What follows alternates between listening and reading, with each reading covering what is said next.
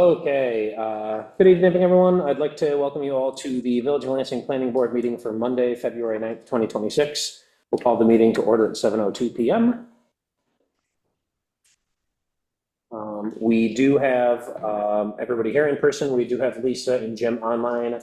They are voting members tonight. And the first item on the agenda is the approval of minutes for January 27th, 2026. Did anyone have any additional comments they wanted to make?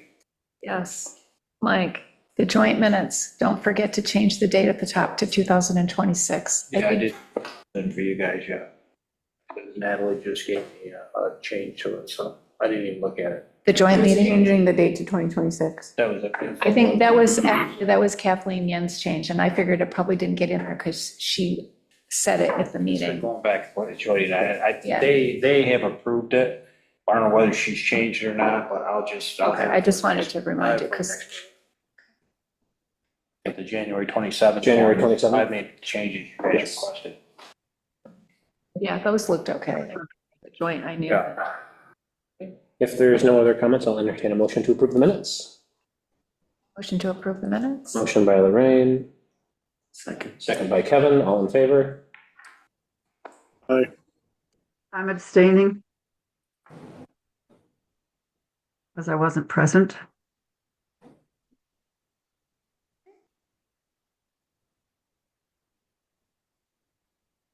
Next item on the agenda is the public comment period. This is an opportunity for anyone from the public to bring any item up that's not already on the agenda for this evening. Susan Ainsley covering for the Board of Trustees. Hey, Susan.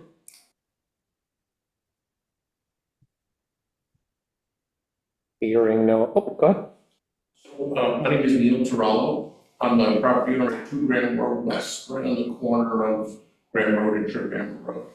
I'm here tonight because honestly, we didn't get notification of the last board meeting talking about the proposed Chipotle property until after the meeting was over. I guess it happens sometimes. And I'm here honestly at the request of my tenants who have expressed a concern over traffic coming down Grand Road West, particularly with the addition of the restaurant there. I think conceptually, nobody has any issues with it. As a matter of fact, we all kind of like the idea. But I don't know if you've done a traffic survey on Grand Road.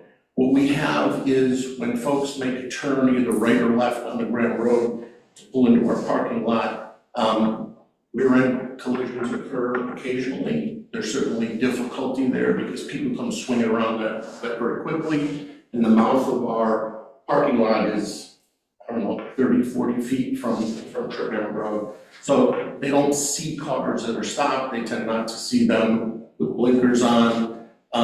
And it makes it difficult for our property to serve its purpose for the tenants that are there. But more importantly, although it doesn't happen on a weekly or daily basis, we have collisions and accidents there because of that.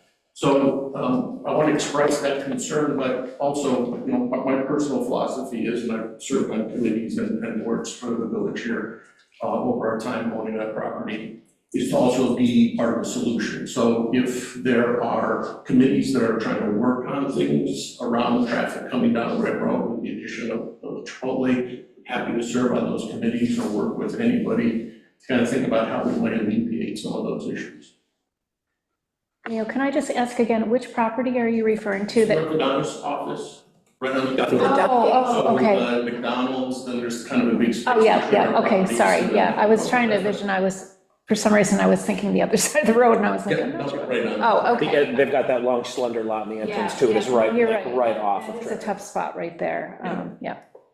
Well, there is a commercial activity, Commercial area advisory. advisory committee that is just coming about that one of our trustees has created, and what they're looking for is owners in the area that wouldn't mind giving some input on what could actually improve the village for commercial properties, and just to get everyone's, input for improving the village. So that might be something.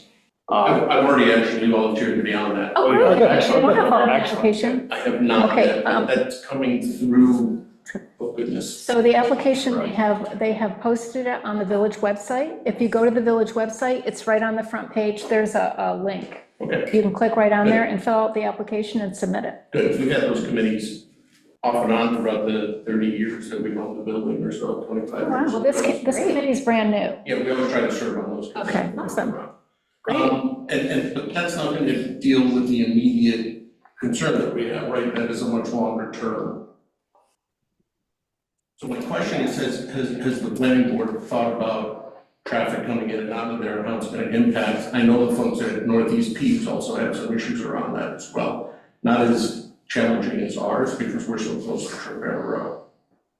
You remember where we left, I remember back over the summer when we were talking about this property, the topic of the traffic study came up. I just don't know what was settled on. What summed up from what I can remember is the planning board discussed how the traffic was, if there was gonna be extra traffic added because it would be a Chipotle going in there.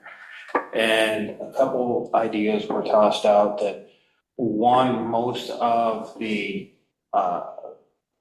folks that are coming to Chipotle would be local anyway, to be in the area. It would be people that would be going to possibly the mall or Target or BJ's or whatnot. So they wouldn't be coming from, say, out of town just to come here for Chipotle, so it wouldn't really increase the traffic that much.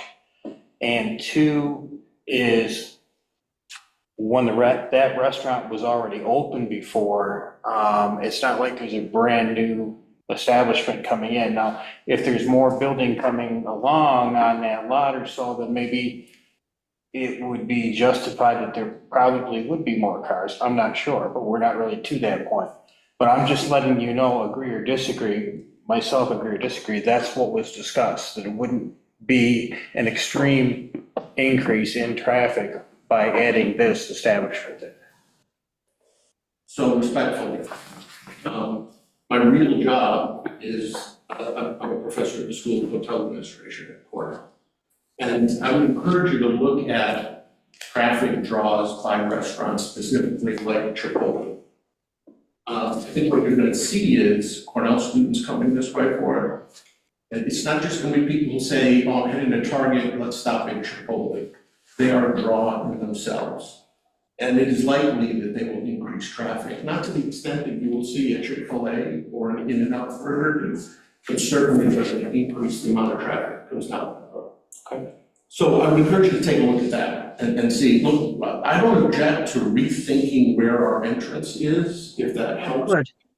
You know, those kinds of things, I'm happy to talk about whatever makes sense, but I think it's going to be a problem.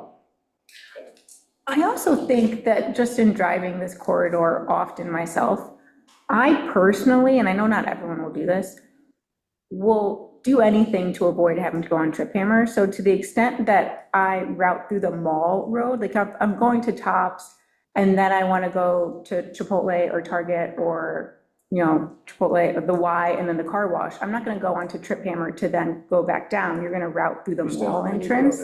So I think a good number of traffic could route through the loop road, but I understand that certainly it's going to draw more people than perhaps the Chinese food restaurant did when it was open. It's so bad right now that the clients of the orthodontist office and the hearing aid office will, instead of coming in and trying to make a left turn into our parking lot, will drive down to Target and turn their car around and come back up. So the traffic is already so burdensome that it's causing people to go on the way. Yep, Brent? You're You're muted. muted. Yeah, good evening. I think an aspect of this topic would be that if there were to be some kind of a traffic evaluation, it might be not as we would normally think of when we're trying to figure out how much impact a business has on an intersection that might either be uncontrolled or with stop signs, and trying to figure out, does this project trigger a need for a traffic light? So the difference here is we already have the traffic light. And so I think it's a potentially valid question, but maybe less of a question for the project than it is. I'm assuming that John Courtney has some kind of a hand in the timing of the lights and the staging of the, what turns green when and what pattern the signals have, which might impact the backing up if it gets busier than on one road more than it does now, say Graham Road West, more so now, would he end up needing to change up the programming on the light itself? So I think it's a valid question, but I think the task at hand would be something not like what we're normally asking a developer to do, which is to evaluate the performance of the intersection and whether or not it needs a new traffic control system. But in this case, just to find out how John reacts to these kinds of things, even on, an annual basis. Say there's some kind of new traffic pattern that wasn't triggered by a project. How does John deal with that on the traffic light? So if it's something that the board thought they wanted to add as either a condition or before making a decision, I think we would want to bring John into the conversation. Was that a DOT? Yeah, Yeah. I feel like John just had this. That's what I thought, We just yeah. had this conversation, I think, at one of the Board of Trustee meetings. Maybe the joint meeting? No, maybe not, I don't know, I remember it coming up. Maybe it was at the joint meeting, but I remember John talking about this, that he doesn't control it, but it's the Department of Right, Transportation. but that doesn't prohibit us from initiating a review. Right, he could submit a request, yeah. Yeah, Neil, that was Brent Cross. He's our village engineer, just in case you didn't know him. And I appreciate that. I'm not sure I understand, forgive me, is the traffic lights down and it works just fine, right? Traffic is moving in and out, I think, the way it should. But when you get more than two cars in front of that traffic light. Yeah. You can start at the end. It blocks your driveway. Exactly, that's what Yeah, we're trying. We've tried on our own, putting signs up that say, please don't block the driveway.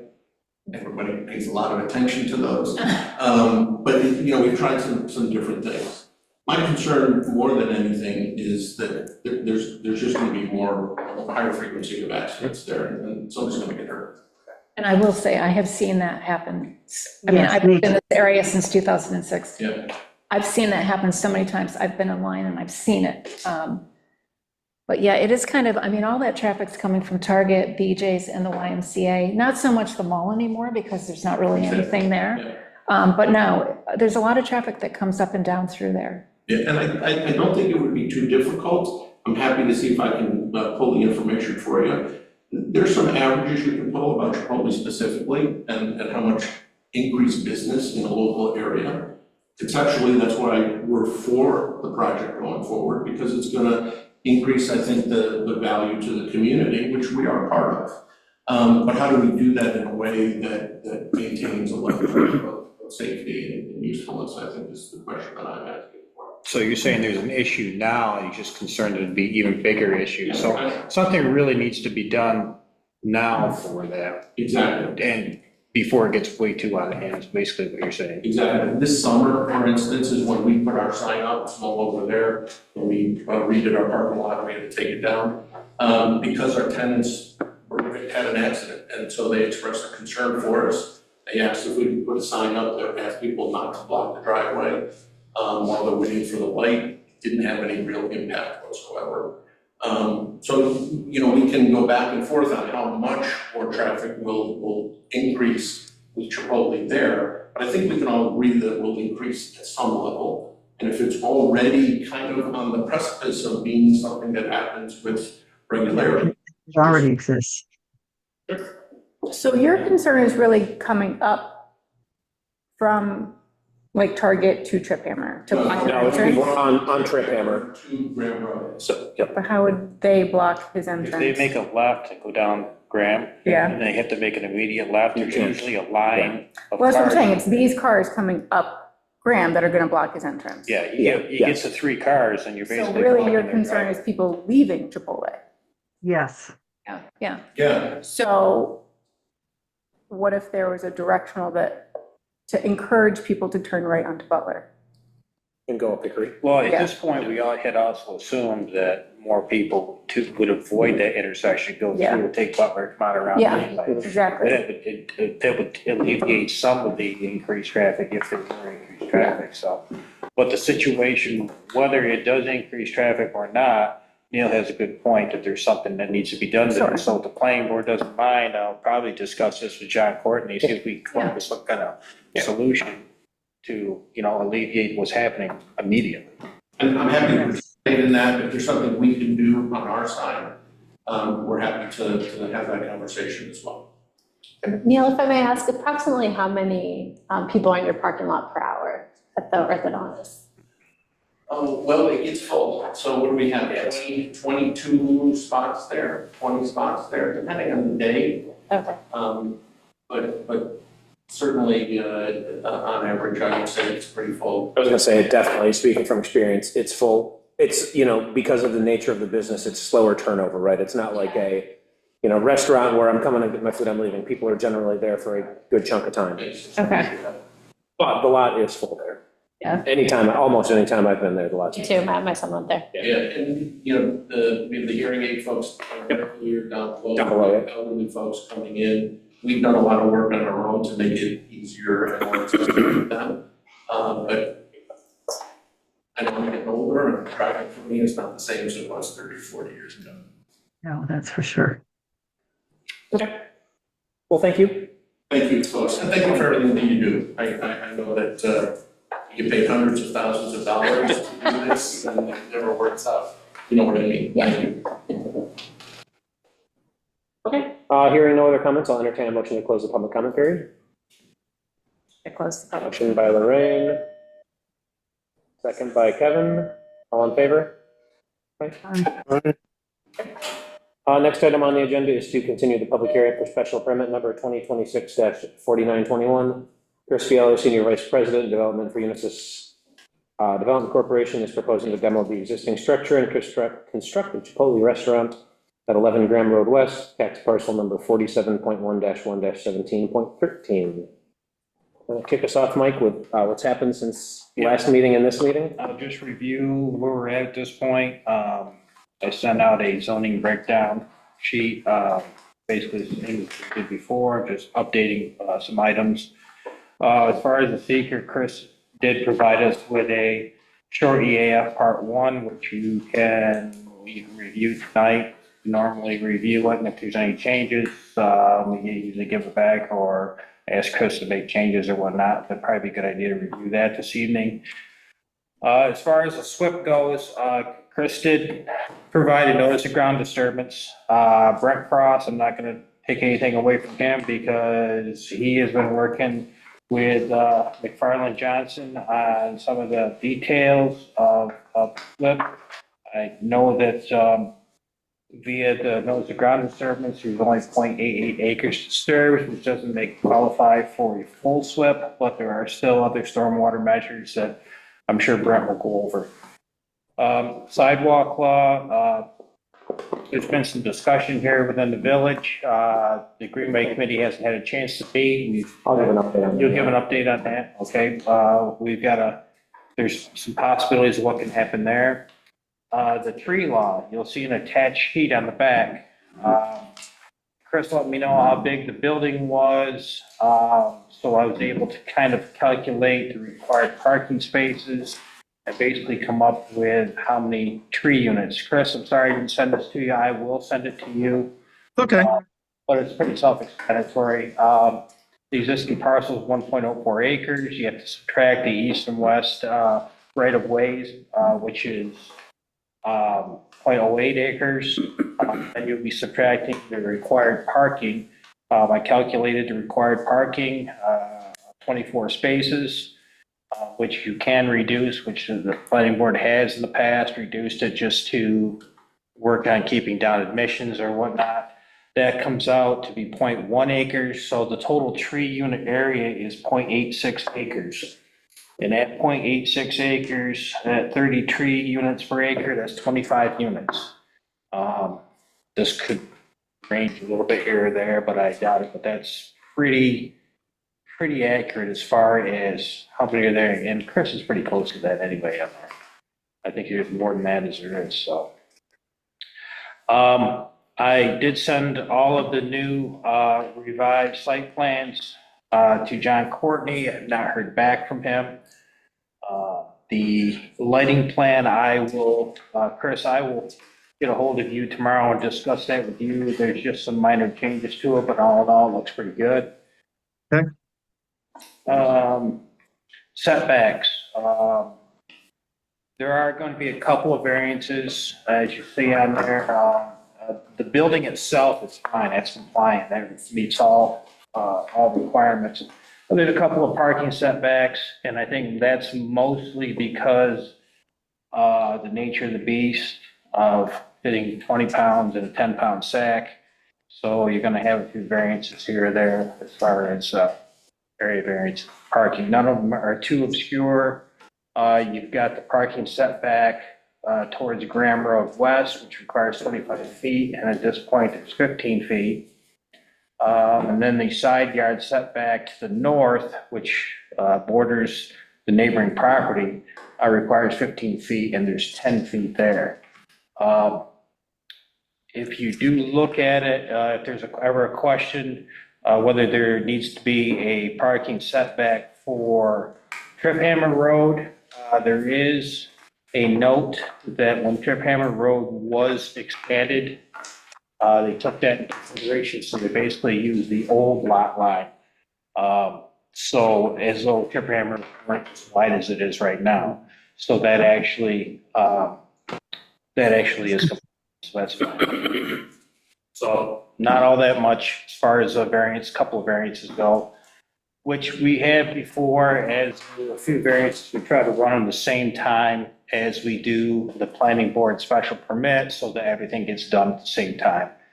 So I will probably start to get the BZA together.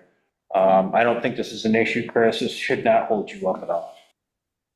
Okay, thank you. Okay, before I ask a couple of my questions, is there anything else that, any questions that anyone would like me to address? Let's let some folks here give a couple updates, Chris, before you kick into your part. Brent, do you want to give your update? Yes, sure. As Mike mentioned, I've been working with McFarland Johnson on the question of the stormwater management. We've come to understand that the stormwater plan for this property already has a drainage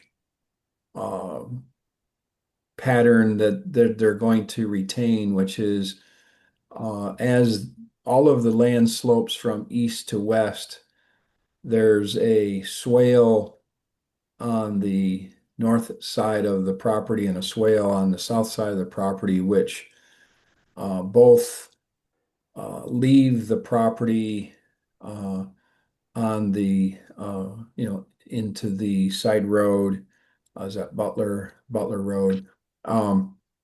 And so I've asked them to do some calculations to try to verify what the performance of those two existing head walls and outlet structures are. And I think that we've already confirmed through a couple back and forths that the size of the outlet is already working it already performs the function of restricting the flow at the even better than the pre-development rate. The only question was I had this afternoon with Adam was to ask him to verify what level of storage capacity that we were looking at, which I'm thinking isn't an awful lot. So the question would be is, could there be, if they're going to have equipment on the site to do grading, could there be some kind of grading to create a little bit more of a basin to store both two things, to store stormwater as it's let out, but also to collect the stormwater below the outlet, which is one of the primary ways that we achieve something called quality control. When stormwater runs off pavement, it tends to bring with it some dirt and some oil and grease and maybe leaves and other miscellaneous uh, items. And if there's a low spot or a sump area in the stormwater system design, the design of the stormwater system, then those items tend to settle out of the water and not get flushed on down the line. So we're still working with it, but I think in general, what I would say is that there is a plan. I believe it's going to be acceptable. There's some tweaking that needs to be done, and if you get to the point where you're ready to do an approval, I would just ask that you do what's kind of a normal condition, which is to leave it that the final details of the stormwater system will be um, uh, provided and reviewed by the village engineer prior to the issuance of the building permit. So that part of it, I feel has moved along, um, with good progress. My one other topic that I had last week that was also kind of a bit of an issue that needed some attention, and so I'm not really sure yet what the outcome is, but the issue of the two signs, there's the one up by North Trip Hammer Road, and I see that the location has been shifted so that that sign is more towards the middle of the frontage onto North Trip Hammer. And that makes sense to me, and I think that's probably going to be better for the sight distance. Um, but I think that the best way to handle that again is if ready for approval is to have the planning board add a condition that what we should do is have Chris or whoever it is that's going to be responsible for that set up some kind of mock-up out of just some kind of stakes to show how high it would be and where it would be so that we could get an eyeball on it, and so that there would be some kind of a condition that we would get a chance to observe it before they install the final version of it. Um, either have it that I would look at or John Courtney or somebody would get their eyes on a mock-up so that we could just make sure that it does in fact or I should say doesn't in fact cause any kind of sight distance issue. And then the other sign, which is down on the Butler side, it looks like it's still where it was. And I don't predict that there's a problem with that, but I think until we actually see it out there, I think that probably should have that same condition or just a generic condition about signs need to be mocked up and approved before final installation. Fair. Makes sense. And that's all I have for tonight. Okay, thanks, Brent. Sure. The one topic that came up for us at the last meeting about sidewalks, we had the question about, where should sidewalks along this piece of property go? I did reach out to the Greenway Committee. They unfortunately had just had a meeting a couple days before ours, so they weren't slated to meet again until after our second February meeting. So I did ask Carolyn to reach out to the Greenway Committee members to, via email as opposed to waiting till the meeting to kind of get some of their thoughts. And they were mixed. They talked about sidewalks on Graham Road West, which some people just didn't know that there was one there already, so that one's fine. But they did have kind of, same as us, differing opinions about Trip Hammer, Butler, and all the way down on, I forget the other one, not Coventry, what's that? The one that runs up past Chop. Hickory, yes, thank you. So there were some comments there. I will summarize them all and I will share them with everybody, but I just wanted to give an update on that because we will need to make a decision before we can, give the project approval. And then out of all of those options, there was also the question about timing on them and the development in the second parcel and escrows and things like that. So I'll summarize those all and I'll get them out to folks to at least think about before we make a final decision about what we want. We can talk about it a little bit more tonight too. We don't have to wait until the next meeting, but that was kind of the update on that piece too. Well, if you Also discussed at the Board of Trustees meeting. I know, I was just, did you want to, or, So you can ask the, I mean, it's on my note, talking about it. yeah. Ronnie brought it up at the trustee meeting last Monday, and so again, it was sort of mixed feelings. Carolyn said her first instinct was Trip Hammer Road. Ronnie also felt strongly about having the sidewalk on Trip Hammer Road, but they did discuss it for a while. They talked about different options, and I think in the end, they thought this time around, it'd probably make more sense to have the sidewalk on Butler. Eventually someday, what they would really like to see is the sidewalk all the way down Trip Hammer, all the way up to Foodnet. And then they can put a crosswalk in over to Craft. But Ronnie did bring up one thing. So the majority felt that makes sense this time around to have the sidewalk on Butler. But Ronnie also mentioned that having a sidewalk by Chow could be problematic because it would require major soil work due to a huge drop in elevation. So then, he said, maybe we should consider the Butler side for this project. That side of North Trip Hammer Road in front of Chow, not the other side. This would be on, The Trip Hammer because side there'd be is. such a drop off there Yeah. on Trip Hammer, yep. Isn't there a crosswalk by Craft? I don't think there is. I don't think there is. I looked driving, I know there is a sidewalk on the other side not of on Trip that Hammer side. that goes, no, not on this side, but there is a crosswalk. There's a sidewalk on this side that goes all the way down to Foodnet, and there's a crosswalk. Oh, which way does it go? Over to Foodnet? Yeah. Oh, Yeah, there's no sidewalk on that side, mainly because of the bridge area. I didn't look when I made sure to look, because I was like, I'm pretty sure there's a sidewalk all the way, it's just not on this side, it's not on their side of the road, people have to cross Trip Hammer, but there is a light and a crosswalk there. And speaking of that, and now, I don't mean to interrupt you. No, that's okay.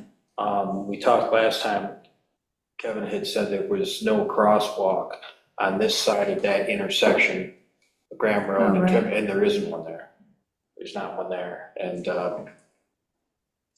so it still would be difficult for people to come down from this direction, down the sidewalk on this side, still get across without going up to the intersection and crossing over. Oh, and while I forgot my information, I gave you this sheet. Basically just tells you how far away Chris's proposed driveway, actually the existing driveway is from Graham Road West, which was, as far as our code goes, and Brent reiterated, this was supposed to be 40 feet, and at this point I've got close to 60 feet. Wow. So there's. I would have never guessed. On that road? No, you wouldn't by looking at it. Uh-uh. It's 60 feet, so it's a lot farther away than Neil's, which been to Graham Road West, that's for sure. But when you're driving around that corner, It doesn't seem it's like- like it's right there, yeah. Because I have been driving this neighborhood a lot lately because I'm really torn about the sidewalk on Trip Hammer or Butler. I guess you could look at it, the sidewalk on Butler would make it more of a walking community, especially with the apartments over there behind BJ's and Chow being over there and the YMCA there, and a lot of people, get off the bus on West Graham. There are people walking all over the place, really. But then on the flip side of that, now I've never noticed anybody walking on the opposite side of Trip Hammer, but now that I'm really paying attention, just the other day, I saw somebody walking on the other side of Trip Hammer, walking up to the light, and he's sort of standing at the light, but there's like, where do you go from there, right? He's not even on a sidewalk.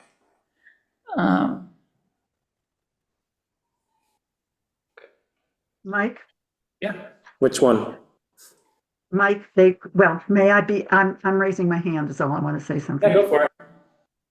Okay, so I would like to see Trip Hammer have sidewalks on both sides. It just makes sense. I know there's some issues there, but all I did is asked Mike Scott today whether we can protect the land so that in the future a sidewalk could be put there. But he assured me that the setbacks are adequate. So going forward in the future, if somebody wants to put a sidewalk there, it can be done. I just don't want this particular plan to encroach on an area that could be used for a sidewalk in the future. That would be the very least I would be happy with. Okay. And I think, as I understand it, that is already the case.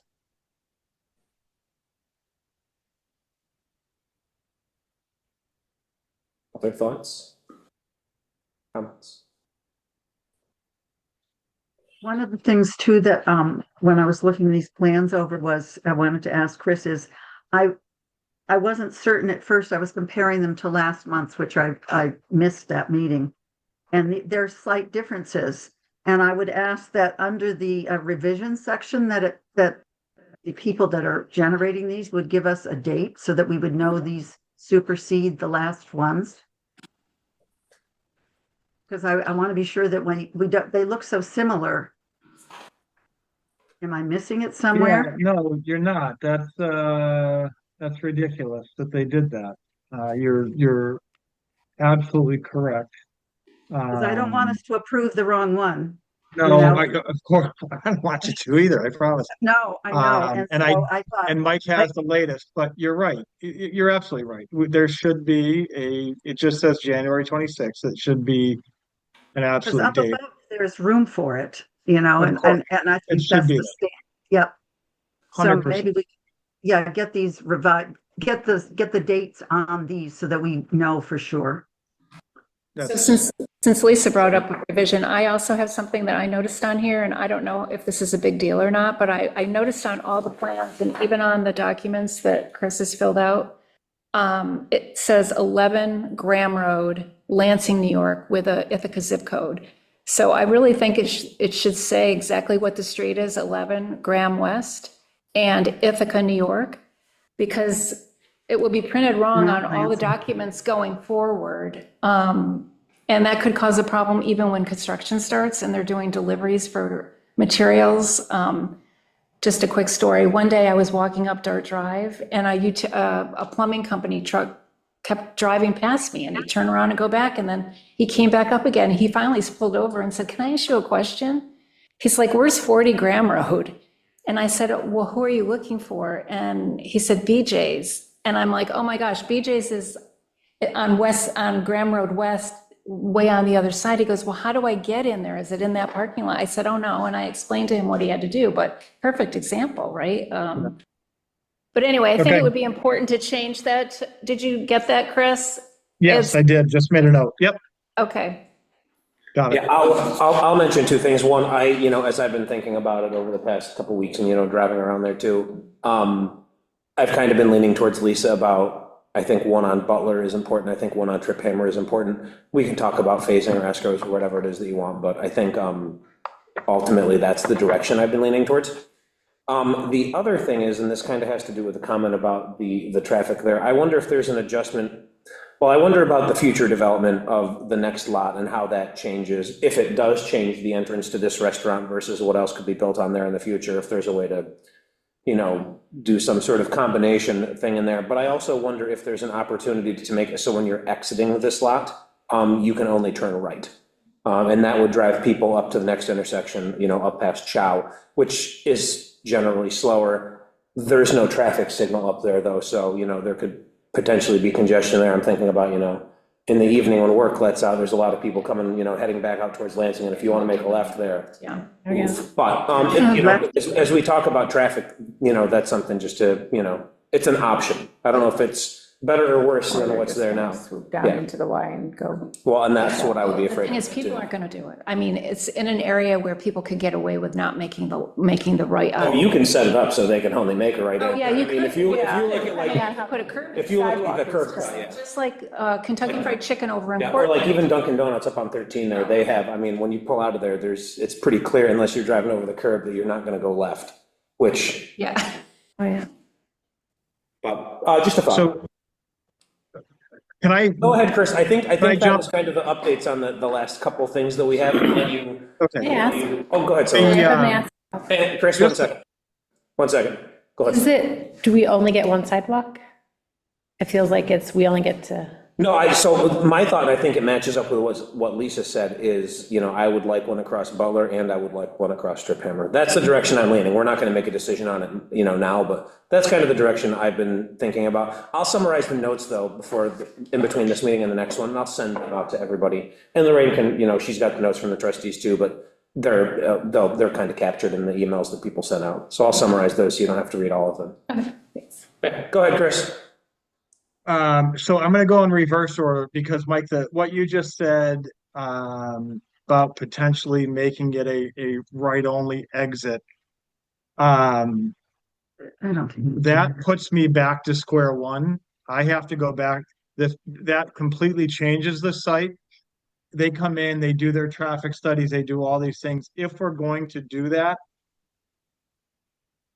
I'm probably backing up 9 months because now it's got to go all the way through a whole Chipotle site evaluation and doing all of the things. So a change like that, although completely understand why you say that in your point, from a development side and getting a deal done, I'm back to probably square two, not quite square one, but Has That's a Chipotle done an evaluation of some sort? I want to say you gave us some information Oh, about that at some point.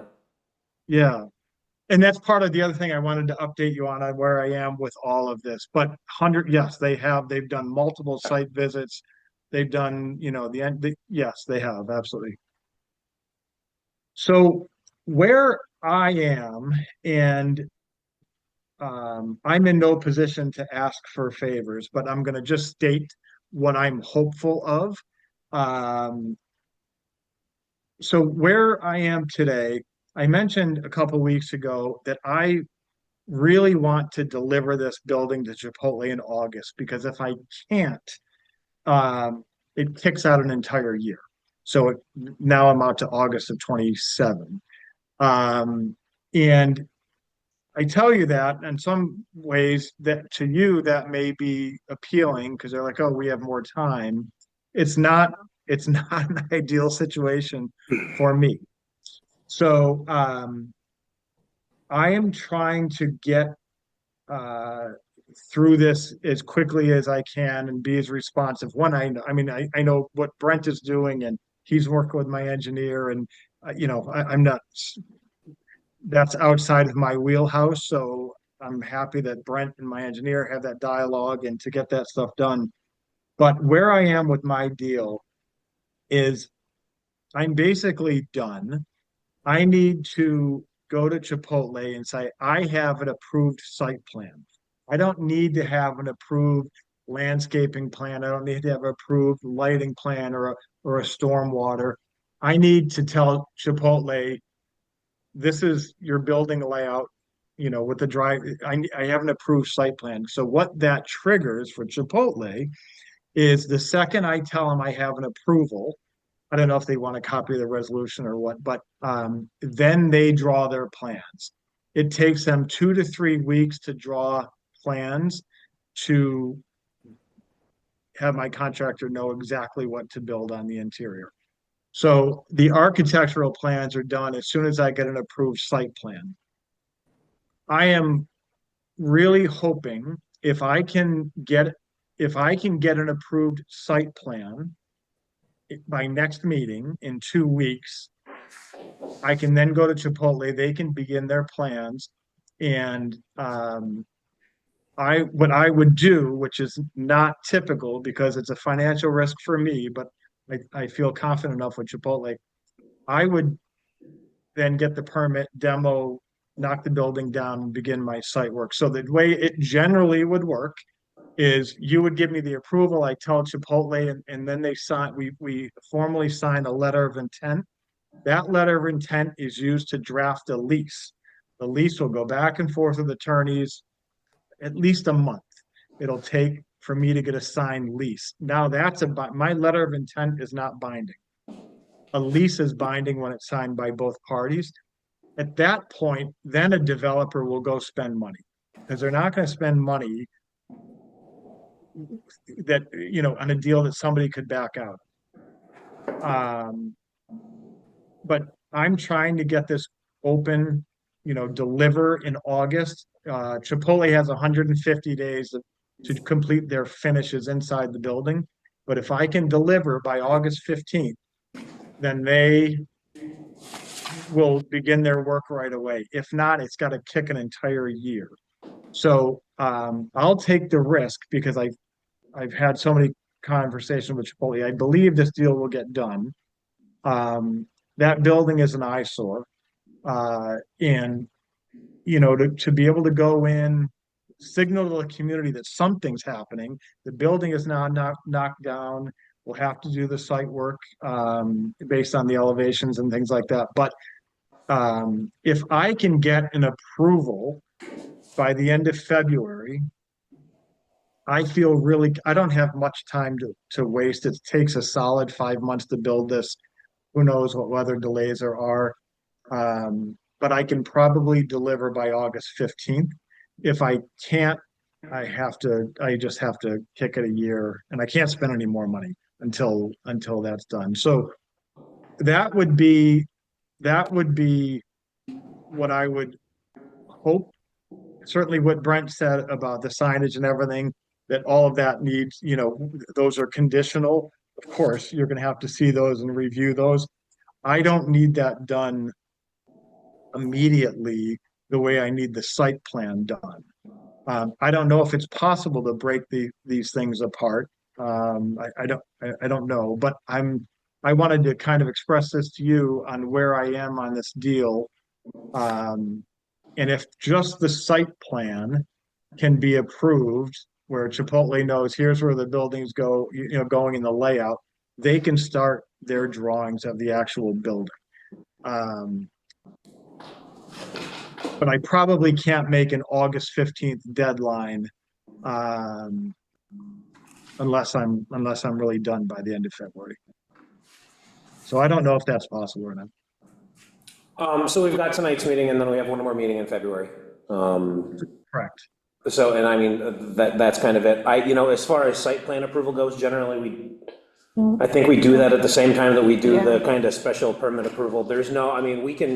We can tell you, yeah, things look good, but at that point, it's still just a preliminary. We could come back and, notice something at the next meeting that says, oh, no, we caught this and we talked about it and we want that changed, and that could throw, everything into disarray. Not that that's a plan, but yeah, we kind of do them at the same time. Yes, site plan approval and special permit approval. I don't know if we've broken them apart. Not that I can recall.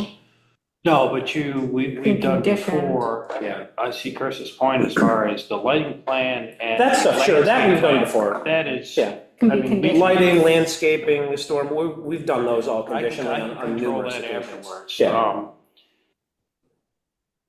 I guess Brent seems, and this is completely your decision. I mean, Brent seems relatively comfortable with am I correct, Brent? You're relatively comfortable with the way the stormwater is proceeding at this point? You're on mute, Brent. Yeah, because it's not a full New York State DEC SWIP, it's a local SWIP. The concept is there. It's already functional, and we just need to make sure we got all the details figured out. So yes, I'm comfortable that we have a working plan.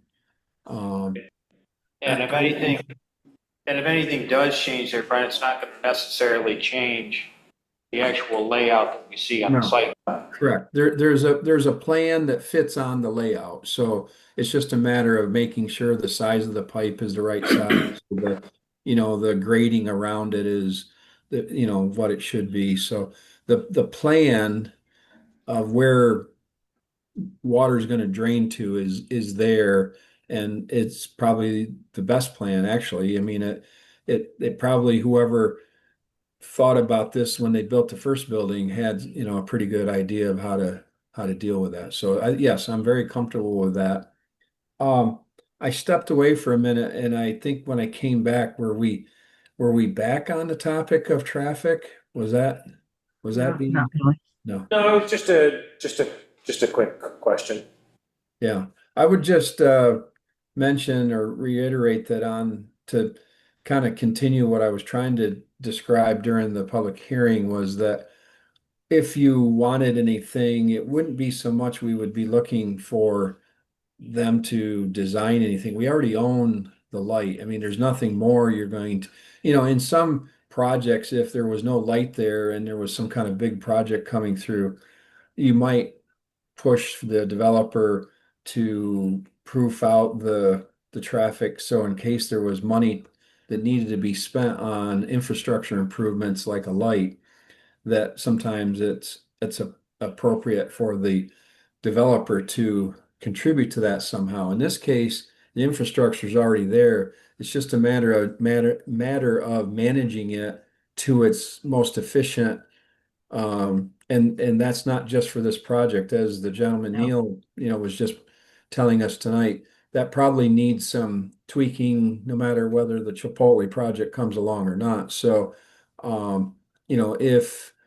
if John uses New York State DOT engineering to help program the lighting sequencing, if there's some statistics that Chris might have access to that he could share with John that would be predictable about how many cars a day or something, I think that probably would be helpful. But in terms of making it a a condition, I don't see that there's any need or any benefit to doing that because we already own the infrastructure that we're not going to get two lights. We already have a light, so there's not like a super light or anything like that. We just need to manage that asset the best we can. Yeah, light brighter. I feel like super light. It's a good one. I, Go ahead, Lisa.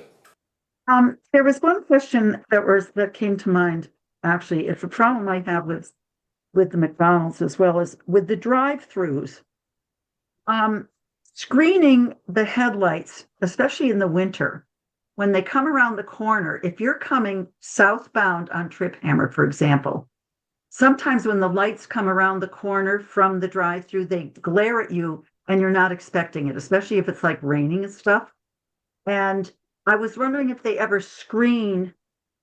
So that- I sit a little farther below than McDonald's does anyway.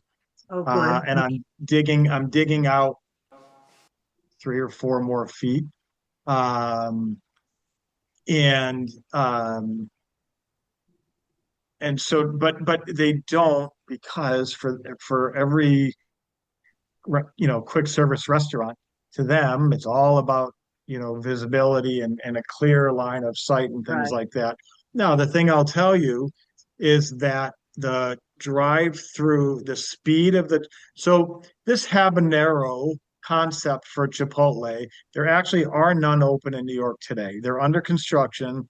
It's their most, state-of-the-art concept. It moves people through anywhere from 2 to 3 minutes. It's very quick, far faster than McDonald's. And they have that other, the second line is kind of for pickup if you've ordered on an app, or Okay. the Cornell kids use, or all the college kids over there, they use Uber Eats so much A lot of it's delivery. So you order on your phone and you send a driver to go pick it up. It's not like when I was in school. But you send a driver to go pick it up and bring your food to you. So they just come, they're not even idling. They're just coming in, they're handed the food and then they deliver it. So the traffic pattern of a Chipotle, um, it's been just millions upon millions of money spent by them on how to make it the most efficient. No, They Chris, haven't changed. I don't mean to interrupt. No, it's not the efficiency. I knew you explained that very nicely in the past, but it's the fact that they come around the corner with the headlights and suddenly it, for a moment, it glares at you. And I'm just wondering, but if you're Right. below grade a little bit, that will help a lot. I am, because when you, on McDonald's, when you come around the whole building, when you're into McDonald's there. and you circle around, you're lower. As you come up, you're higher. I sit lower. Good. And again, you can see on the one plan showing the elevations, I'm actually digging out 3 feet or so as well.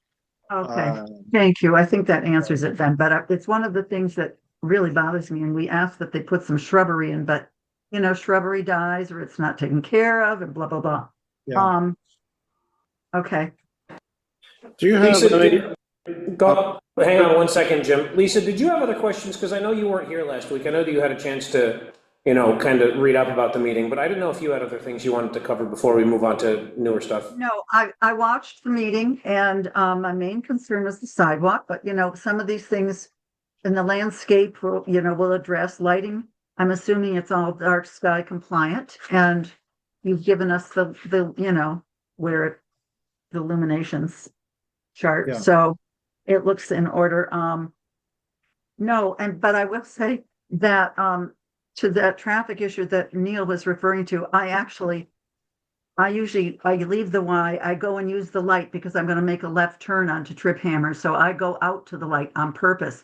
And I've actually been like the second car, I pull up to go turning left, and here comes somebody that wants to go into their driveway, and I'm the second car, but I didn't know they were going to turn left. And so the problem already exists prior to this. So it's a separate issue as far as I'm concerned. Okay, go ahead, Jim. Yeah. Do you have any? You mentioned this latest new design. You said there aren't any in New York State. Do you have any? They're under construction. Right. No. Do you have any photographs of existing sites? I do. I don't mean renderings, but No, I've got an actual photograph and I'm happy. I sent them to Mike. I'm happy to share my screen and try to pull one up if that works. I'm not sure if that'll work.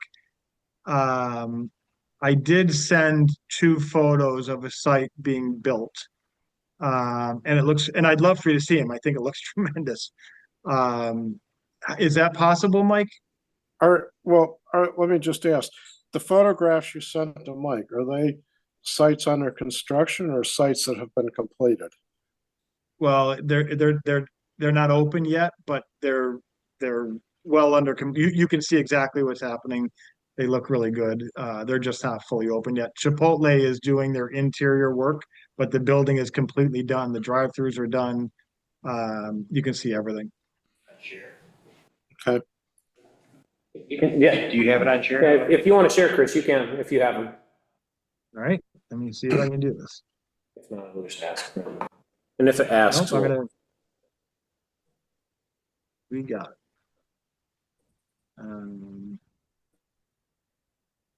Open this.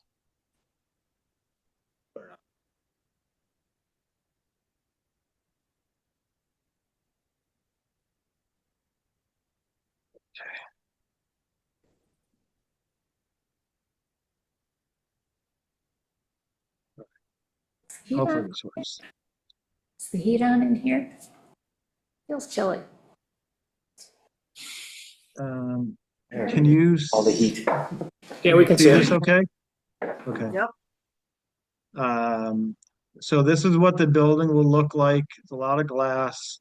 You've got the drive-throughs here. This is your internal patio for outside dining.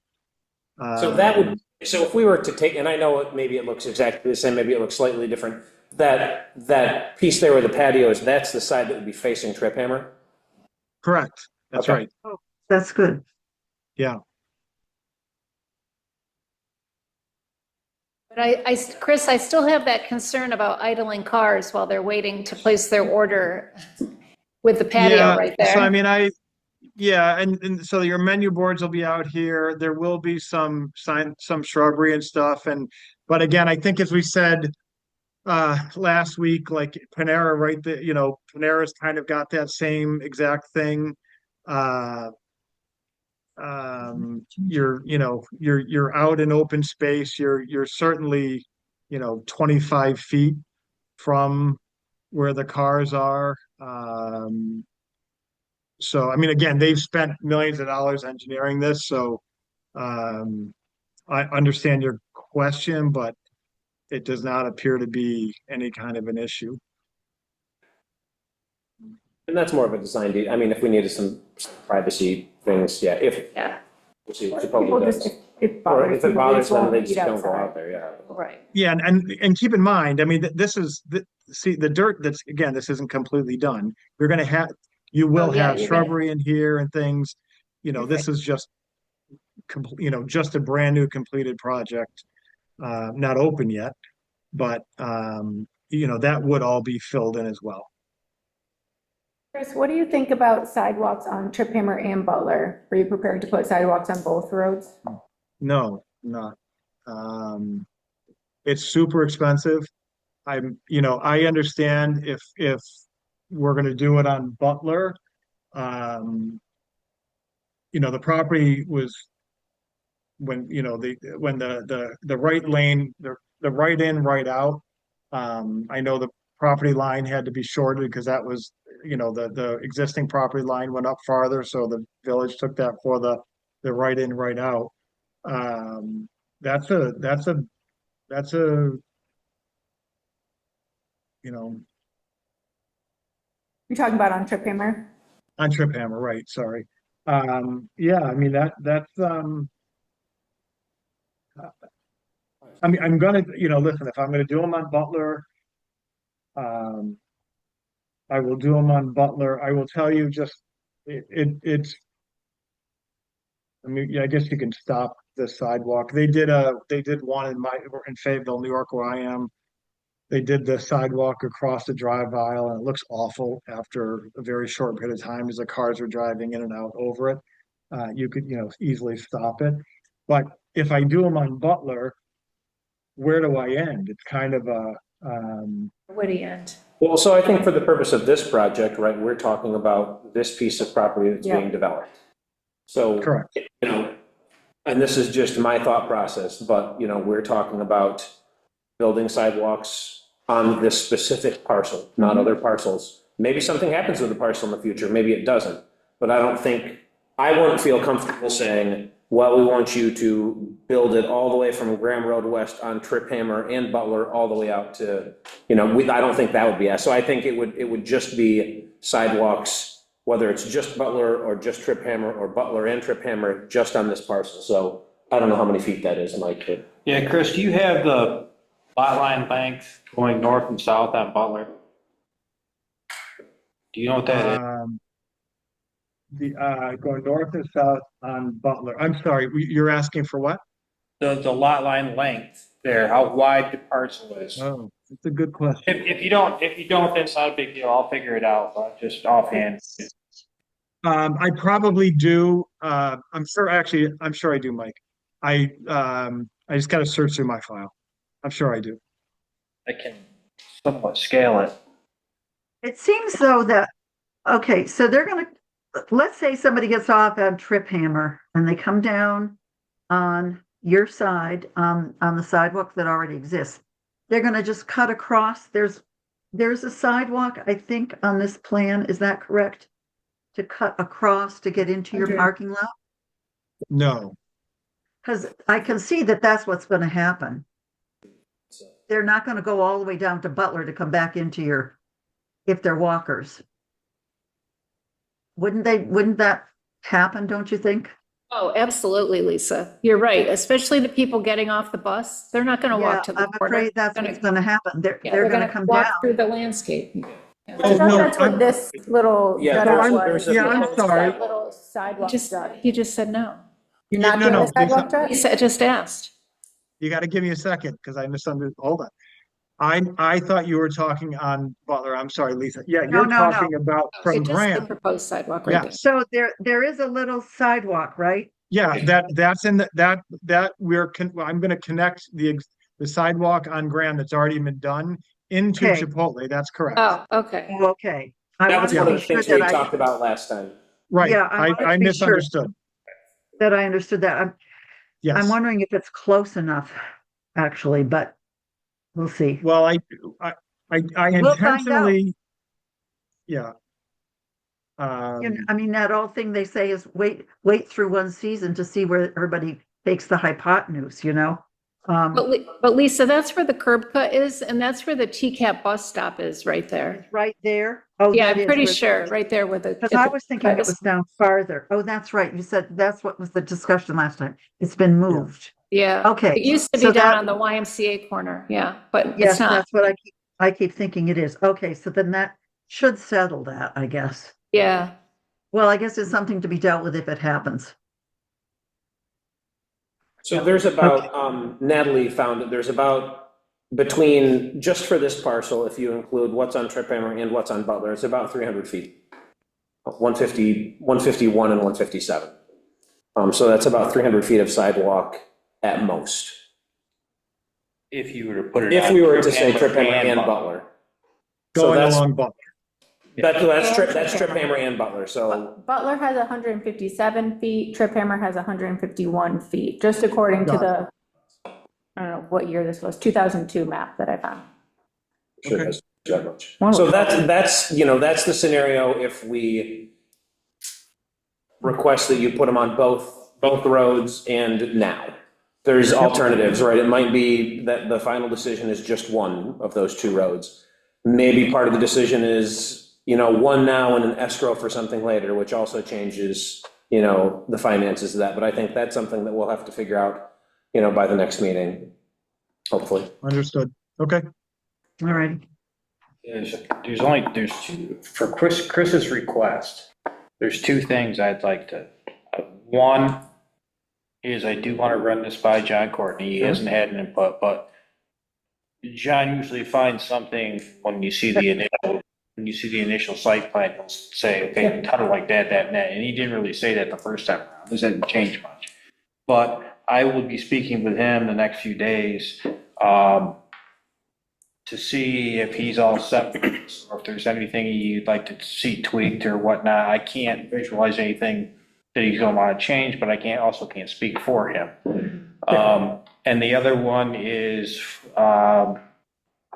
you'd have to approve it with the condition that two variances are accepted. I mean, they aren't Absolutely. crazy variances, but I don't have a dog in the race, I don't vote on that, so. Those are the two things I want to try. I could try to set up a BZA meeting before the end of the month. It might be able to happen. I can work on that also. Well,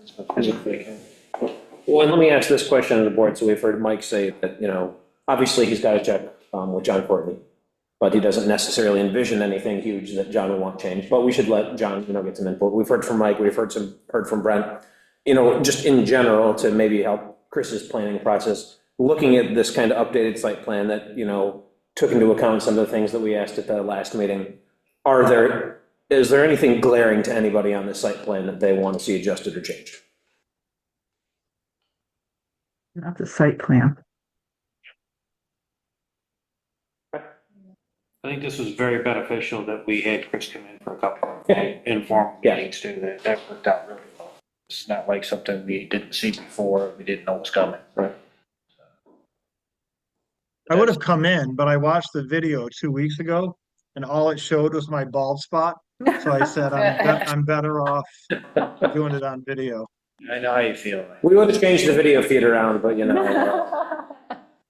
So, that's up to you, Chris, right? We're not voting on, yes, this is the plan, we love it, but I think, there's some feedback from the board and from, you know, our engineer and from Mike that it doesn't seem right now that there's anything, you know, it seems pretty good, but, you know, it's not an endorsement or approval. It's, you know, right now it seems pretty good to people. Yeah, and listen, I very much appreciate that. And in no way am I trying to uh I'm not trying to avoid feedback. I'm just trying to get the feedback quick enough so I can address these things. That's all. Sure.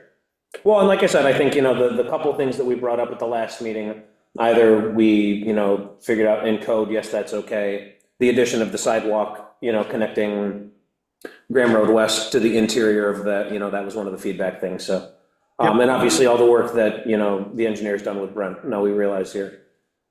Thank you for, you know, taking the feedback and doing something with it and moving on it as opposed to sitting on it and then, you know, wasting a meeting. No, I So don't have any time to waste. I do want to go through the short EAF tonight, if that's okay with people. We don't have to do that now. If there's other questions or comments or things that anyone wants to see, you know, prior to the next meeting. Like I said, I'll send out information about sidewalk and we'll get that squared away for the next meeting, hopefully. Okay, well, if not, we can go through the part one of the short EAF. If you're here, you have it printed out. If you're online, I know Michael, yeah, it was in the email with everything on there, so. Yep. I will not read over all of the, you know, the address and name and everything, but I'll go through the questions. And if people have questions, as usual, just, you know, stop me and we can edit it. Or we can have Chris edit it before the next one, so. Does the Well, proposed actually, act- Oh, Mike, yeah, to Lorraine's point, maybe you want to change the project location address. yes, that's wrong on here too. There you go. Yep. Yeah, so Mike will get in touch with you, Chris, if there's anything that we need changed. So it seems like there's at least the address we need changed on it. Okay, thank you, Lisa. Does the proposed action only involve the legislative adoption of a plan, local law, ordinance, administrative rule, or regulation? No. Does the proposed action require a permit or approval or funding from any other government agency? No. There's the total acres on here, the total acreage disturbed, and this matches up with the kind of overview that Michael gave us. Also matches up in the notice of ground disturbance. Yes, that's the one that I was talking about. Check all land uses that occur on or adjoining or near the proposed action. Commercial is the only one that's checked. Do we need to have residential because of those apartments that are over there? I mean, even though it's still part of the neighborhood, right? Adjoining Or near. or near. Or I mean, classify near. I mean, no. Well, I The think I don't lake's know. near too. I mean, Well, I it's mean, up to you the guys. lake If you is- guys want it there, then. Well, I don't know. Lisa, what do you think? I didn't think it really applied myself, but Okay. all I right. was thinking maybe if the lot up was developed, maybe that one, Yeah, because that one is a that's lot more closer. near. Like across Yeah. the This, street, right? this one is really commercial everywhere right around it. Okay. The other one might, and I still don't know, but the other one I was thinking is closer to that residential. Okay, well, we'll leave it for now as long as nobody has any objections. Is the proposed action a permitted use under the zoning regulations? Yes. Consistent with the adopted comprehensive plan? Yes. Is the proposed action consistent with the predominant character of the existing built or natural landscape? Yes.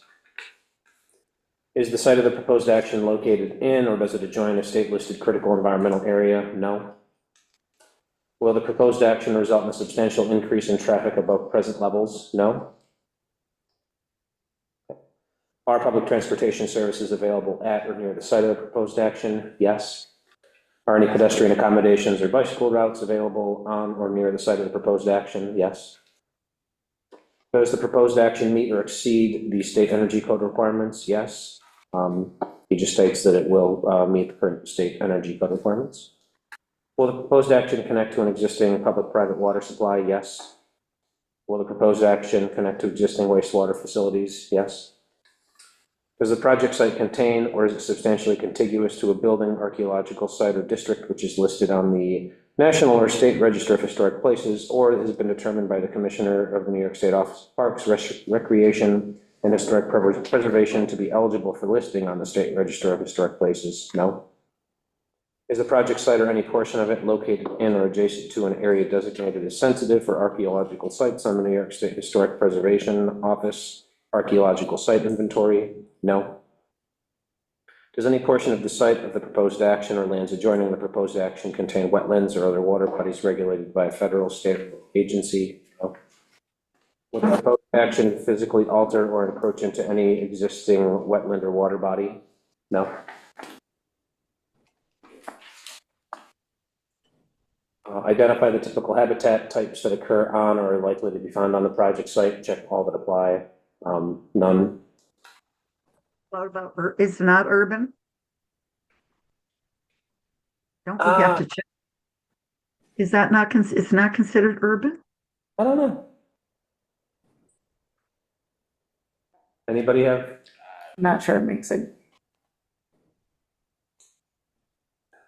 Yeah, I don't.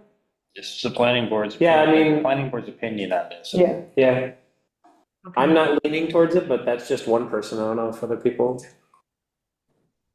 We usually leave it blank. I mean, I was Well, thinking, But I think sometimes there's been more very obvious Yeah, answers. this one's kind of in a different, area than other places that we've. yeah, okay, Yeah. I'm fine. Okay, does the site of the proposed action contain any species of animal or associated habitats listed by the state or federal government as a threatened or endangered? No. Are we gonna get the same one up here about the trout or the sturgeon? There we go, yes. Is the project site located in the 100-year floodplain? No. Will the proposed action create stormwater discharge either from point or non-point sources? Yes. Will stormwater discharges flow to adjacent properties? Yes. Will stormwater discharges? But I stop you there. Yes. Is it going to flow to adjacent properties or is it going to be stopped before it flows there? Brent? So it discharges into the village's public right of way and is then handled, transmitted to other stormwater facilities. So if the village is considered an adjacent property, then yes. If the Yes, it's village correct. is not Okay. an adjacent property, then no. Okay, well, I just was wondering, Yeah, I think that's right as yes, though. Thanks, Brent. okay, Yeah. I just wanted to be sure that it was right as yes. Yeah. Okay, Will stormwater discharges be directed to established conveyance systems? Yes. And then there's a note in there that it's the same paths that exist today. Does the proposed action include construction or other activities that would result in the impoundment of water or other liquids? No. Has the site of the proposed action or an adjoining property been the location of an active or closed solid waste management facility? No. Has the site of the proposed action or an adjoining property been the subject of remediation for hazardous waste? No. So I think there's just a couple, It's just that. just the one thing on there, just the address, yeah, so Chris, if you want to get the, go ahead, Sullivan. I was wondering about Yeah. 8A and how we can confidently say that it's not going to be an increase in traffic based on the concerns Neil raised. I remember last week we asked or 2 weeks ago, if it was possible to see how much Chipotle was expecting, how many people would be visiting per day. I will try to get some sort of a breakdown, but I can tell you Target annually gets 2 million people. McDonald's gets 600,000. So, between what the Y gets, what BJ's gets, I don't think your traffic flow is going to go up. I think the distribution, the timing, and the way the cars and the times that they're there, 100% will change. But I will try to get a breakdown from Chipotle. It's not going to be on this specific site. It's going to be for a Chipotle. Generally, this is what we see. So I'll try to get that right away. Well, and I think one of the things too, and I know you've got your hand up, Brent, I think, right, it's, everyone agrees that it's gonna be an increase, above present levels, but, define substantial, so. that's right. Usually it's the So- substantial that. Oh, go ahead, Brent. Yeah, so DEC gives some guidance, and of course, this form is used by every single project that's out there, and so that's not there's no customization. It's up to you as the local government to customize it, in terms of answers as you see fit. But there is guidance from the DEC that if a project generates more than 100 vehicles per hour, then that is considered by the DEC to be substantial. So I don't know if this is going to crank out more than 100 in an hour. But if anything less than 100 per hour is up to you as the local agency to give it your opinion if it's substantial or not. But How, out of curiosity, and again, let me try to get those breakdowns, and I might even be able to get them by hour. But, how does it work?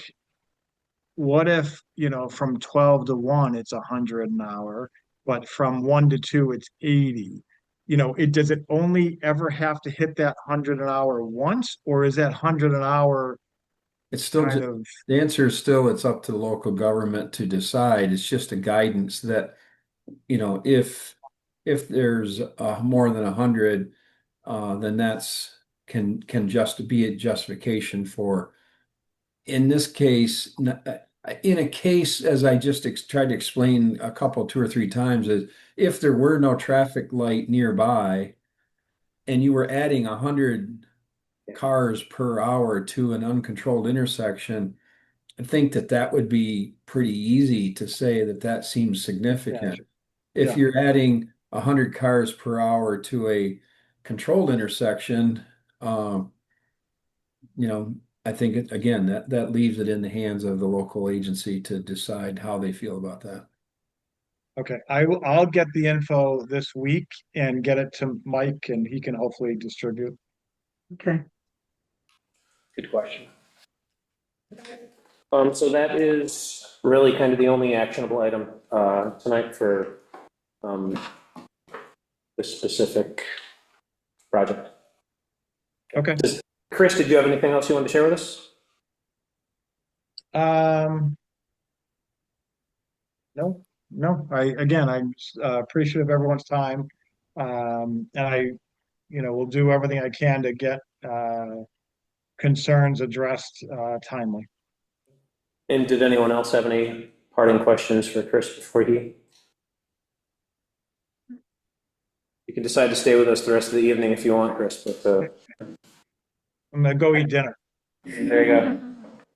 All right. Thank you, everybody. Thank you. Thank you. Okay. Yeah, Brent, also, I don't think there's anything on the rest of the meeting tonight. You're welcome to stay, but Very good. you don't have to. Yeah. Thanks, Brad. Yeah, you're welcome. Brad. All right. Good night, everybody. Good Good night. Okay, next item, I can't even talk. Next item on the agenda is to continue the discussion of village code changes and corrections. I don't know, Lorraine and Lisa, if you've had a chance to meet and talk about any of this stuff. Oh, It's- Lisa's still Yeah, recovering. I know, yeah. She's still recovering. She doesn't want me in her house. Lorraine, I'm happy to meet with you and if we want to just kick it off and at least start some, I don't know if you think it would be more detrimental to kind of change people have. I'll be honest, I thought that Lisa and I were going to work on that in advance of talking about it at the trustee meeting. I thought that's what we were Oh, doing. yeah. I didn't realize that we were still responsible for, I don't know.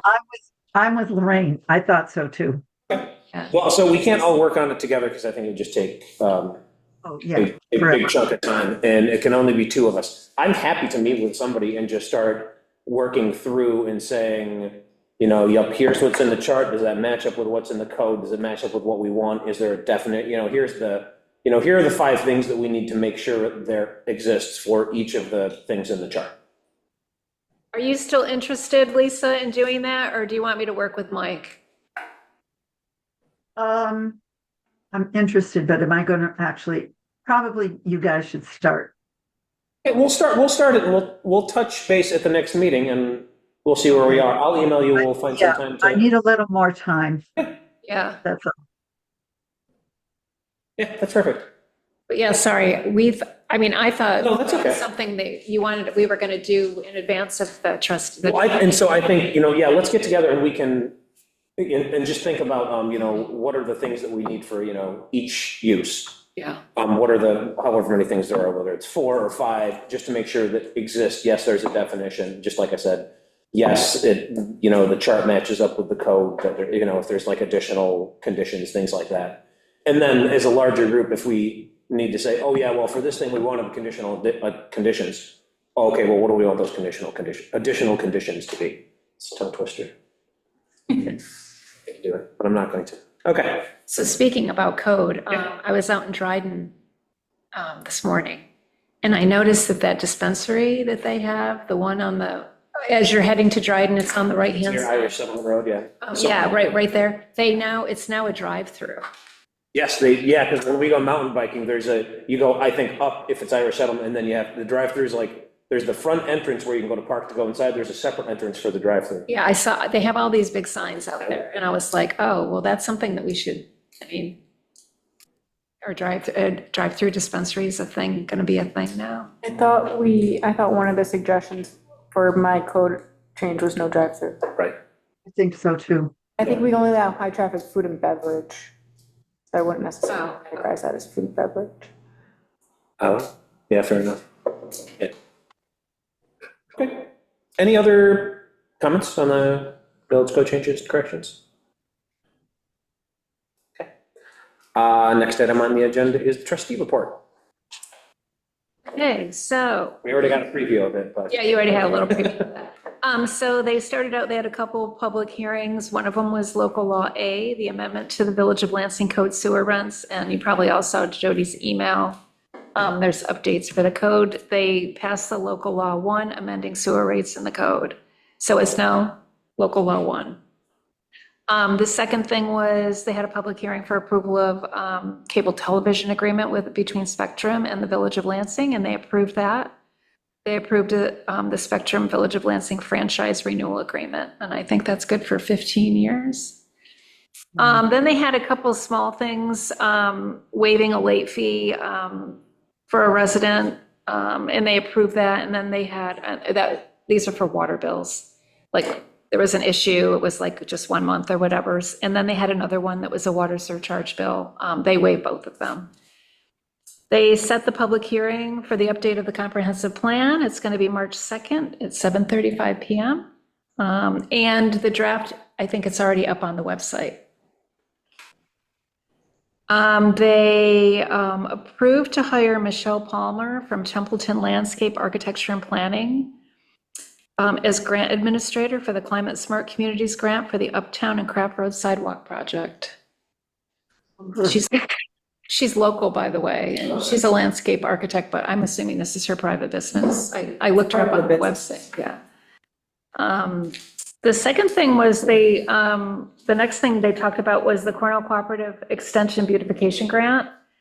And so they've decided they would like to apply for the beautification grant, asking to do the removal of the invasive pear trees and replacement along the Trip Hammer corridor, which would be from Catherwood Road to Graham Road West.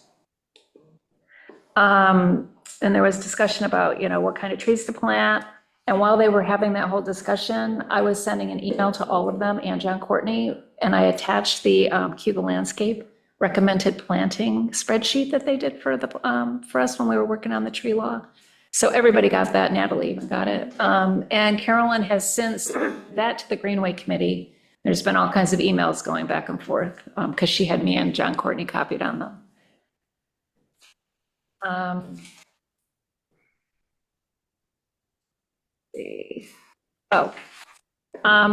The trustees approved to create the Commercial Area Advisory Committee, and they said if you want to invite someone to apply to be on the committee, there's the link on the website with the application, and you could go in and copy the link and then send it to the person that trying to entice to be on the committee. They also set budget assignments for the 4 areas: water, sewer, DPW and equipment, beautification, and staffing. They did the assignments with what trustees were doing what. And then, of course, under general discussion, they did their usual around the table, but that's when Ronnie brought up the sidewalk. But yeah, so I mean, the bottom line was that we should consider Butler. And, and maybe we should. I think it'll get more foot traffic than Trip Hammer at this point, because Trip Hammer already does have the one sidewalk, but although there's that whole sidewalk in front of the YMCA that goes all the way down. So I don't know. What's the, I know that it was either you or John gave us, what is it, like $100 a foot sidewalk? I thought there was Oh, some, man, I was trying to think of that one. there's some figure. $100 a foot seems low. Okay, I couldn't remember. I knew that he threw something out. When you talk to John, I would ask him his thoughts on the sidewalk. Okay. He was, oh, just so you know, John was on Zoom at the trustee meeting last week, I don't so remember what he said. I don't either. I know he referenced the problem up by Chow, if it ever got extended all the way down there. Which problem? About the elevation change. Oh, okay. Right. Yeah, let us know what he says. What his thoughts are. I mean, I think, like I said, and they talked about this, ideally, someday they would love to see that sidewalk extended all the way up. And, maybe one of the grants, in the future that they're working on, they could, apply for, to have the sidewalks extended up there. But yeah. It's a pickle. I know it is, yeah. Question on the flowering pear, they're invasive, but what are they? Does that mean they're popping up all over the place? No, I think it's something to do with, I have to look, some sort of blight or disease. Is that right, Lisa, the pear trees? Oh, they're just considered invasive, but I don't know that they why they're considered invasive, but I do know that you don't want all this, as nice as it looks, to have everything be the same. That's when you worry about disease taking the whole strip out. Oh, And I so- thought it was something about, Pollinate. Out anyway. They cross-pollinate to produce viable bird-dispersed seeds that rapidly spread into wild areas, creating dense, there you thorny go. thickets that choke out native plants. So they'd be popping up all over the place. It's like, Yeah. but we're not finding that here on the. Yeah. I might get like confused. all along this, like by the Taco Bell, I think that's all a result of the, Oh, that could be. I don't know, don't listen to me. But AI told you? We're digging. GPT, right? Or is that what you're saying? Pennsylvania, they banned them. So, I mean, there is a real issue apparently. So why not? To get a grant. Yeah, so they were talking, for the grant, I think they could replace probably 10 trees. But yes, that's. So you're not. There might be like- replacing them all, so they're still gonna be in it. I won't get into it. That's- You talked to John about it. Yeah, talk to, Okay. ask John. He's helping Carolyn with that, Carolyn and Kevin. Anything else from the trustee, or is that? No, that was it. Okay, next item on the agenda is other business, right? I didn't have anything. Oh, I was wondering though, have you heard from Dairy One? You think they're gonna pursue I was thinking their? about that the other I day. know, every time I drive by, I'm like, I gotta ask Mike. Haven't heard from them. We would still have to make a zoning Again, we change. can't make a zoning change, so we gotta get to that point. I would imagine ice cream store at this point, are not doing great business. Do you want to, just, Hey, that would never just to stop. be proactive, Walk-up ice cream. do you want to reach out to them and just see if if it's still something they're I interested in think it would be great pursuing? for them to do that. I thought that they only had to get like a variance. Use variance, but Use that's variances. impossible. Yeah, it's, What were they gonna do? sell ice cream there, like, because they have, yeah. That sounds awesome. Walk-up ice cream, which they have, which I will send you the information, because once you read why they're doing it, it makes perfect sense. Yeah, it really Well, it does. does, no, I totally was like, so. Cool. I'll send you the, Yeah. Anyway, yeah, I've been, every time I drive by there lately, I drove past it it's and I thought about it, and I was like, wow, it's cold out, but I wonder what they're doing. Like when I see all the snow on the little shelf out there. Yeah. Okay, so that is, Nothing for me? Kevin? So what do we think about him getting this done in time to start Chipotle? Is that even possible? I mean, for him to get what, Kevin? To get what he needs to start By this next year? meeting? Yeah. so I mean, if we decide on the sidewalk, and people are okay with the site plan, we gotta get some feedback from, John. Other things that get put on there, we have before in the past, just put them on as conditions on the, so we don't need to decide on lighting now and landscaping. Now, those things, actually, I can think of a bunch of times we've just put them on as conditions to, yeah. So I don't think it's out of the realm of possibility unless something I mean, big comes I up can between now see- and then. I don't I know. can see his position. From being a former builder, I can see his position, but he's gotta have, if he's not the one that's responsible for creating the actual blueprints, Yeah. Chipotle is, and they need something before they'll even move to do it. Yeah. He's kinda stuck unless he's got it. But the way, just thinking about it, what if he came back for the next, say, 3 meetings? What would he be showing us that we haven't already seen? That's how I approach it. I'm like, I don't know what else like, the sidewalk thing is a piece to get on the, would that go on the site plan? Yeah, it would go on the site. Well, He could. or I guess that could be, honestly, that could be a condition too. Yeah. You Well, I can mean, still put it in escrow. my Well, if- concern is that he yeah. said no to both.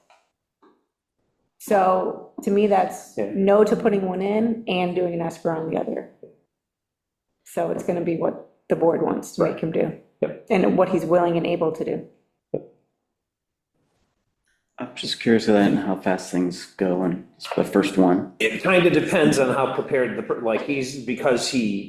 I'm guessing, because of his sense of urgency, he's put a lot of time into getting us the stuff in, meeting with us ahead of time to at least, there have been other times that if you came in on night one, oh, no, it would take way more than 3 meetings because there's just so much, and it's happened before, a bunch of times, there's just changes and things that we want to see, but no, I mean. But Taco Bell was, Yeah, Taco Bell was quick, yeah. they were very organized, but they're also like, they've been popping these Taco Bells up like on the whole East Coast, so it's, it's a done, they've got everything ready to roll, right, so. Yeah, I don't think I would leave. I think I would have a solid A answer solid on plan for sidewalks sidewalks. tomorrow. But the other stuff, I The think, other is stuff is flexible. traditional, yeah. But you don't want it to get a situation where you've approved a site plan, he's moving forward, and Yeah. now we're locked on sidewalks. Yeah. And he's, to be honest, he's taking a big chance because he's now gonna have to put out funds and, without complete approval of everything, so he is taking a chance also. The more I think about the whole sidewalk thing, if the sidewalk is on Butler, it would look nice. It would make it look nice. It's the entrance to Chipotle. It would make it look more like a neighborhood, like, you know what I mean? Rather than, as much as we want something started on Trip Hammer, it's kind of like out there, right? Well, as I don't- long as there's space for it to be done in the future is my main thing. Yeah, That's the thing, because maybe at some point the village would even say, we want to put a sidewalk in. Sure, it can be part of the sidewalk. Mike Scott, do you think the space for the sidewalk in front of that would be similar to this, where you're walking right next to the roadway? Right here? Yeah. Almost certainly, unless you Yeah. build some other That's bridge. my concern. Get the connection to get across. And that Lisa, bridge. for those that can't see my screen, I'm referring to the sidewalk over the bridge, that you're walking right on the roadway. It's not like this side of Trip Hammer where it's nice with the grass strip between the Yep. sidewalk Yep. and the road. Nothing on the other You're side. gonna be right on the road, which is just my thing. It makes me very nervous, but I'm not a fan. Yeah, I'd always thought I'd rather see it, like I said, same with Natalie, it's just my opinion. You guys have the ones to be the vote on it, but if it's on Butler, I'd rather see people away from the traffic than, Natalie just said, on this side of Trip Hammer. and people that are walking and coming from that other end, they probably would come down Hickory Hollow and walk down. Yeah, to Down avoid, Butler, rather than to avoid, just like Natalie said, when I'm driving around, I do the same thing you do. yeah. I don't go back to Trip Hammer. I do. I'll go to BJ's and I'll go to Target or YMCA, and then I'm going through the parking lots, though. Yeah. I don't go back up to Trip Hammer. But I think also, just based on what I see as far as traffic goes, when I'm at the Y, when I'm coming to the Y, and when I'm leaving the Y, I see a lot of people that have come down Hickory Hollow to Butler to go to the Y, instead of coming down. Yeah. Oh, sure, yeah. I mean, when I leave, though, I always make a left I make a left, go up to the light, and then make another left on Trip Hammer, because then I'll go home the back way. But the whole driveway problem has always been a problem, Yeah. like forever, Yeah. and forever and ever. But yeah, I think having the sidewalk on Butler, it would make it sort of a nice coziness down there, and it would look nice. And that's why I was asking him why there isn't a crosswalk on that other, or because that would solve some of the problem, people walking down this sidewalk. That's right there. And it wouldn't be such a big deal if there isn't another sidewalk on the other side. I mean, sometime we have to be able to connect to that sidewalk we had Eric put in behind Charles at some point. Yeah. And, Oh, right, I forgot. Anything else, Kevin? That's it. I just- Lisa? I'm fine. Jim? I'm basically fine, but just out of curiosity, I was thinking, is McGuire ever going to go ahead with, because it's several years ago, we approved their plan to remodel the Chevy Cadillac dealership, and are they still going to do that, or is that just fallen by the wayside? They'd have to come back for a new special permit at this point. That's lapsed. is that over 3 years? Oh, it's got to be over 3 years. When I first came on board. Yeah. Was that? The McGuire, the Chevy dealership up here, after they built the Nissan one, they wanted to renovate this one, got approved. It seems like it has been. It's been a while. Yeah. But either way, I mean, yeah. No, I haven't, no, I haven't heard That's anything all from Jim, and I don't usually poke the bear, so. Oh, no, and I wasn't suggesting it, I just somehow during the discussion that just suddenly popped into my mind, like, we approved that like 3 or 4 years ago and nothing's happened. I was just curious. So other than that, that's it. That's all I have. We do want you to poke the bear on the ice cream, though. I've got two things. One, unless the trustees object, which I don't know why they would, Lorraine and I are going to go to the Planning Federation this year. The other one is the sheriff's office one. Oh, Is that in the village? The sheriff's Yeah, office? the sheriff's office. In the That's in the village of Lansing. Because they are run by the county, do they get different, do they not have to abide by our local laws? They have. And they just ignore them? They have to go by zoning, but they have their own code department, supposedly county. So they don't have to follow our code? The zoning aspect of it. What about the sign aspect of it? Like, for example, if they put a, Bearing the if lead, they what are they put doing? if they put a ground-mounted LED sign on the road up there that has temperature and changes messages to flat, picture the one thing that we don't want here in the village, right. up there, because there is one. The town of Dryden and Village of Dryden both have, because I noticed the same thing at the Dryden Fire Department today. The same signage, the same time and temperature and flashing this and that. And In general, if you look over there, the blue area, Yeah. you find, the part where the airport is. Yeah. If it's county-owned property, it's almost similar to, That balancing test, the Monroe balancing test type thing. not the B&T park, but Yeah. it's almost like, you remember airport, when they yeah. put the solar panels up in the health department? It's similar to that. They The Monroe have, balancing test. Yeah. They're superior municipalities, Yep. so they're not. they don't bound by really, ours. they can volunteer, Careful with that. they can volunteer information. I don't have to volunteer it, I can see it. It's a matter of whether everybody wants to play nice night. so they didn't have to ask to have that installed.